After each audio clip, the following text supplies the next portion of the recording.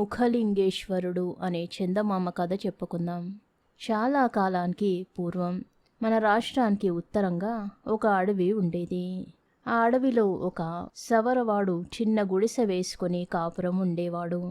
అతనికి 2 భార్యలు. అందులో పెద్ద భార్య ఉత్తమురాలు, చిన్న భార్య గయ్యాలి గంప. ఈమెకు కోపము, ద్వేషము, అసూయ మొదలైన దుర్గుణాలన్నీ ఉన్నాయి. పెద్ద ఆమె పరమ సాత్వికురాలు. సవతి ఎన్ని విధాల తిప్పలు పెట్టినా ఊరుకునేది కానీ పల్లెత్తు మాట అని ఎరుగదు. రోజు రోజుకి చిన్న భార్య ఆగడం మరీ ఎక్కువైపోతున్నది. పెద్ద ఆమె లొంగిన కొద్దీ మరింత లోకువ కట్టి చిన్న భార్య అస్తమానము భర్తతో చాడీలు చెప్పడం, పేచీలు పెట్టడం ప్రారంభించింది. సవరివాడి భార్యలిద్దరికీ ఒక్క క్షణమైనా పడడం లేదు. వాళ్ళు ఎప్పుడు దెబ్బలాడుకోవడం చూసి అతను ఇక ఈ బాధ పడలేననుకున్నాడు.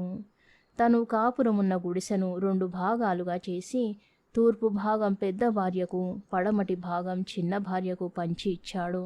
ఒక్కొక్క రోజున ఒక్కొక్క భార్య ఇంట్లో ఉండడానికి నిర్ణయం చేసుకున్నాడు. వాళ్ళ పెరట్లో ఒక మారేడు చెట్టు, పారిజాతం చెట్టు కలిసి పుట్టి పెద్ద మానులయ్యాయి. ఆ ఇల్లు 2 భాగాలైనప్పుడు ఆ చెట్లు సరిగ్గా గోడమందడికి వచ్చాయి. 2 భార్యలు ఎవరి భాగం వైపున ఉన్న కొమ్మల పువ్వులు వాళ్ళు కోసుకుని తలలో పెట్టుకునేవాళ్ళు. సరే, ఈ పద్ధతి బాగా ఉంది. ఇక భార్యలిద్దరూ ఒకళ్ళతో ఒకళ్ళు మాట్లాడుకోకుండా ఉంటారు. ఇక ముందు పేచీలేమీ ఉండవు. మనస్సుకి కాస్త శాంతి ఉంటుంది కదా అని సవరవాడు ఆశపడ్డాడు. కానైతే చిన్న భార్య చుప్పనాతితనం ఎప్పటిలాగానే ఉంది. ఆమెకు పెద్ద ఆమె పైన ఉండే అసూయ ఎంత మాత్రము తగ్గలేదు. సమయం దొరికినప్పుడల్లా పెద్ద ఆమె పైన కసి తీర్చుకుందామని, ఆమెను కష్టపెడదామని చిన్న భార్య ఎదురు చూస్తూ ఉండేది. పెద్ద ఆమె దైవభక్తి గలది. మారేడు చెట్టులో ఈశ్వరుని అంశ ఉందని, పారిజాతం పువ్వులు విష్ణుమూర్తికి ప్రీతికరమని పెద్దల వల్ల ఆమె చిన్నప్పుడే తెలుసుకున్నది. దేవుని మహిమ తెలిసిన భక్తురాలు కనుక పెద్ద భార్య పెరట్లో ఉండే మారేడుతో కలిసిన పారిజాతపు చెట్టును దేవునిగా భావించింది.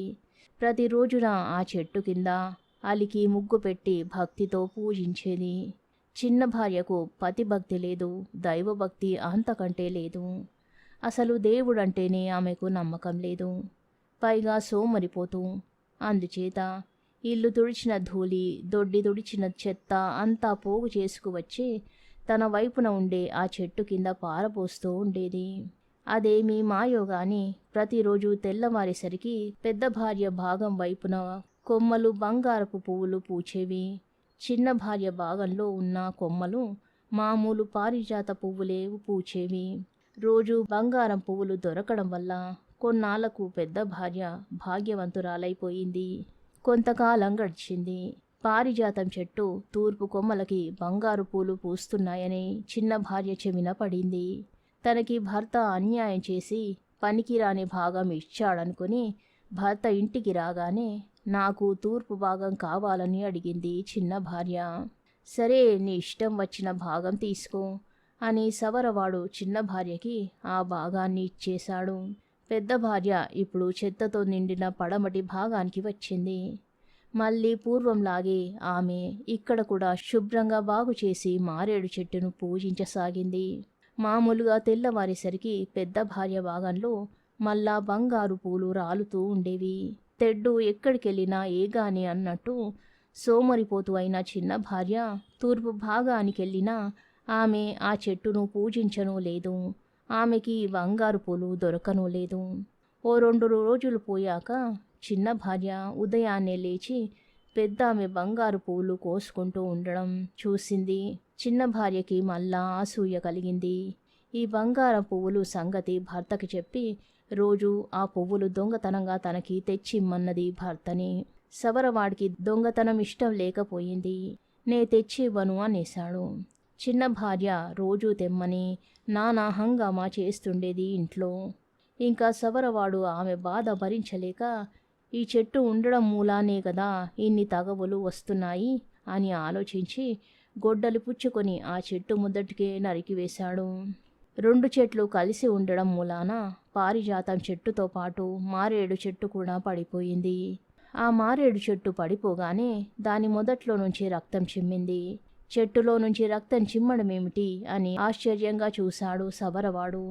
ఏమీ కనబడలేదు. గుణపం తెచ్చి కొంచెం చుట్టూ తవ్వాడు.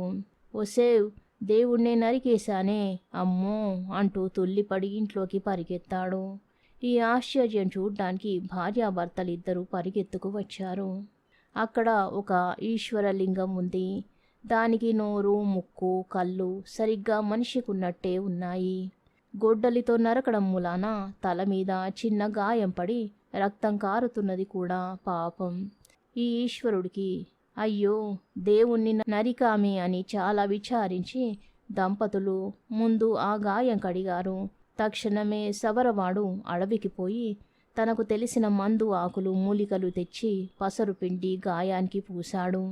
అయ్యో దేవుణ్ణి కొట్టాను కదా, దేవుడేం చేసిపోతాడో అని భయపడ్డాడు పాపం సవరవాడు.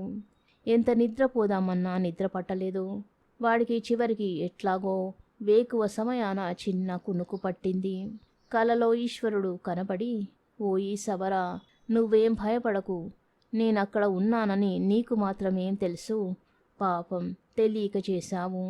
రేపు ఉదయాన్నే నువ్వు ఇక్కడి నుండి బస మార్చి వేరే అడవికి పో. తరువాత పట్టణానికి పోయి రాజుగారితో ఈ సంగతంతా చెప్పు, నీ దరిద్రం తీరిపోతుంది అని చెప్పి మాయమయ్యాడు. కల వచ్చిన వెంటనే సవరవాడు కన్నులు నులుముకుంటూ లేచి భార్యలిద్దరనూ లేపాడు. ఈశ్వరుడు చెప్పిన మాటలు వాళ్లకు చెప్పగానే వాళ్ళు ఆశ్చర్యం పొందారు. దేవుని మహిమలు తెలిసిన పెద్ద భార్యకు ఇటువంటి కలలంటే ఎంతో నమ్మకం. అందుచేత ఒక క్షణమైన ఆలస్యం చెయ్యక ఈశ్వరుని ఆజ్ఞ శిరస వహించాలని ఆమె భర్తని తొందరపెట్టింది. తెల్లవారి లేవగానే ఇంకా ఆ స్థలంలో నిలవకుండా భార్యలిద్దరను వెంటబెట్టుకుని సవరవాడు ఇంకో అడవికి కాపురం మార్చివేశాడు. ఈ విచిత్రాన్ని రాజుగారితో మనవి చేయడానికి ఆ రోజే పట్నం వెళ్ళాడు. పట్టణంలో ఉన్న వాళ్ళంతా సవరవాడు చెప్పిన కథ విని చాలా ఆశ్చర్యపోయారు. చెట్టులో శివుడు ఉండడం ఏమిటని సవరవాడు పట్టణంలో ప్రజలు అందరూ కలిసి కోటలోకి పోయి రాజుగారితో చెప్పారు. వాళ్ళు చెప్పిన మాటలు వింటే రాజుగారికి కూడా ఆశ్చర్యం వేసింది. చెట్టులో పుట్టిన శివుణ్ణి చూడడానికి రాజుగారు పెద్ద పరివారంతో బయలుదేరారు. ఆ అడవిలో నుంచి వంశధార అనే నది ప్రవహిస్తున్నది. దాని ఒడ్డున ఒక చిన్న సవర పల్లె ఉంది.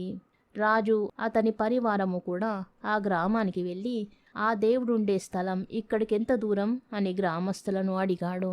బాబు, ఇక్కడికి ఇంకా 2 మైళ్ళ దూరం ఉంది. అదిగో ఆ దిక్కు చూడండి, ఆ కనపడుతున్న శిఖరమే దేవాలయం అన్నారా పల్లెవాళ్ళు. అప్పుడే ఉదయించిన సూర్యకాంతిలో ఆ శిఖరం బంగారంలా మెరుస్తున్నది. సవరవాడు, రాజు, పరివారము అందరూ ఆశ్చర్యపోయారు.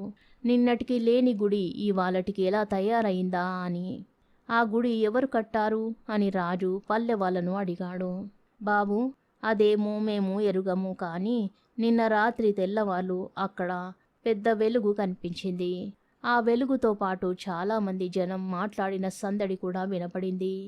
మేము అందరం అదేమిటో చూద్దామని కొంచెం దూరం పోయేసరికి దారిలో పులులు, సింహాలు ఎదురై మమ్మల్ని ముందుకు పోనిచ్చాయి కావు. అందుకని తిరిగి వచ్చేశాము. ఉదయం లేచి చూద్దుము కదా, అక్కడ గుడి కనపడింది. ఈ విధంగా గుడి కట్టడం మానవుల వల్ల కాదు, తప్పకుండా ఇది దేవతలు చేసిన పనే అనుకున్నాము. ఇంతే మాకు తెలిసినది అని ఆ పల్లె వాళ్ళు చెప్పారు. ఈ సంగతి వినేసరికి అందరికీ చాలా ఆశ్చర్యం వేసి తొందరగా ఏరు దాటి ఆ గుడి దగ్గరకు పోయారు. ఆ గుడికి వెనక భాగంలో పారుతున్న వంశధార నదిలో స్నానం చేసి అందరూ గుడిలో ప్రవేశించారు. లోపల 2 వెండి దీపపు సెమ్మలలో దీపాలు వెలుగుతున్నాయి. ఆ వెలుగులో ముఖమున్న ఈశ్వరలింగం వాళ్ళకి కనబడింది. విగ్రహం తల మీద మాత్రం చిన్న లొట్ట కనబడింది. అదే సవరవాడు నరకడం వల్ల ముక్కపోయిన జాగా అయి ఉంటుందని అనుకున్నారు. ఇప్పుడు ఆ చుట్టుపక్కల మారేడు చెట్టు గాని, పారిజాతం చెట్టు గాని, సవరవాడి గుడిసె గాని ఏమీ కనబడలేదు.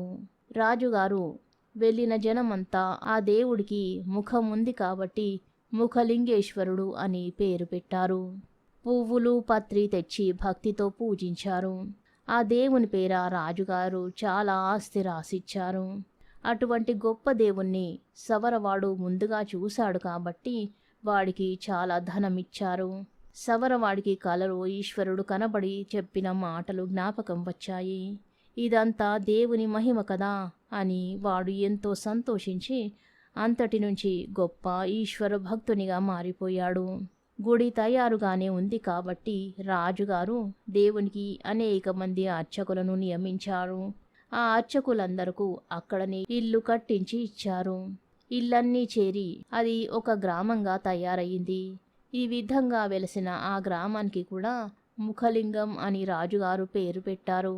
సవరవాడు గుడిసె వేసుకుని నివసించిన ఆ అడవి ప్రదేశంలో ఈనాడు ఈశ్వరుని ఆలయం వెలసింది. అక్కడ ఎల్లప్పుడూ అతి వైభవంగా అర్చనలు, అభిషేకాలు జరుగుతూ ఉంటాయి. శివరాత్రి నాడు ముఖలింగేశ్వరుడికి జరిగే గొప్ప ఉత్సవం చూడడానికి 2 కళ్ళు చాలవన్నమాట. కొంతకాలమైన తరువాత భూమి దున్నుకునే వాళ్ళకి, నూతులు తవ్వుకునే వాళ్ళకి ఎక్కడికక్కడే బోలెడన్ని శివలింగాలు కనబడుతూ వచ్చాయి. ఆ ఊరి చుట్టూ ఎక్కడ చూసినా శివలింగాలే. ఒక్కొక్క శివలింగానికి భీమేశ్వరుడు, సోమేశ్వరుడు అంటూ పేర్లు పెట్టి రాజుగారు ఎన్నో ఆలయాలు కట్టించారు. ఇప్పటికీ మనం వెళ్ళి చూస్తే ఆ వంశధార నది ఒడ్డున తోటల్లోనూ కొన్ని ఇళ్లల్లోనూ శివలింగాలు కనబడుతూనే ఉంటాయి. ఇక్కడ దొరికే లింగాలు 1,000కి 1 తక్కువగా ఉన్నవని ఆ గ్రామ పెద్దలు అంటున్నారు. వంశధార నది గుడికి ముందు కాకుండా వెనుక వైపు ప్రవహించడం కూడా ఒక లోపమేనట. ఈ లోపాలే లేకుండా ఉంటే ఈ గ్రామం కూడా కాశీతో సమానమైన మహత్తు కలిగి ఉండేది అని వారి ఉద్దేశం. 3 సంవత్సరాలు వరుసగా ముఖలింగేశ్వరుని దర్శనం చేసినట్టయితే కాశీ విశ్వేశ్వరుణ్ణి చూసినంత పుణ్యం వస్తుందని, 3 ఏళ్ల పాటు తప్పకుండా వంశధార నదిలో మునిగితే గంగా నదిలో స్నానం చేసిన పుణ్యం వస్తుందని అక్కడి ప్రజలు ఇప్పటికీ నమ్ముతున్నారు. పాపులు కాశీ వెళ్ళక్కర లేకుండానే అక్కడికి వెళ్ళినంత పుణ్యం సంపాదించుకోవడానికి ఇది ఎంత చక్కటి అవకాశం. ఈ క్షేత్రం మనకు దగ్గరగా ఉత్తర విశాఖలోనే ఉన్నది గనుక ఆ ప్రాంతానికి వెళ్ళినప్పుడు ముఖలింగేశ్వరుని తప్పక చూసి రండి. కథ సమాప్తం. శుభం.